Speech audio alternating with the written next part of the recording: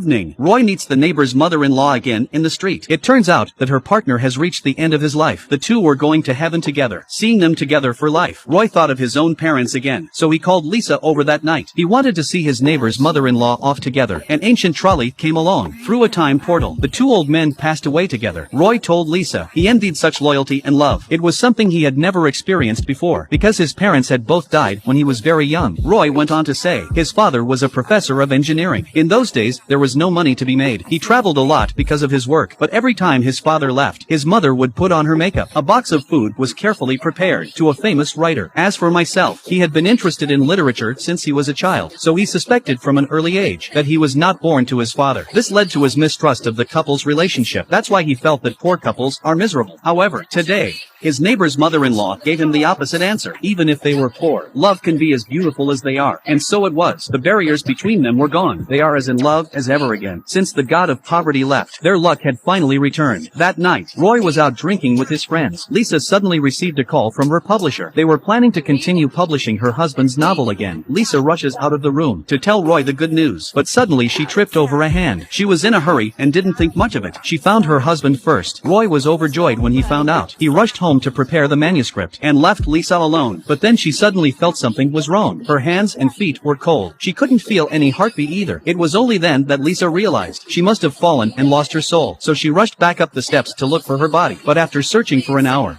she couldn't find it. Unbeknownst to her, every move she made, the demon who had sold her the matsutake mushrooms that day had seen her clearly.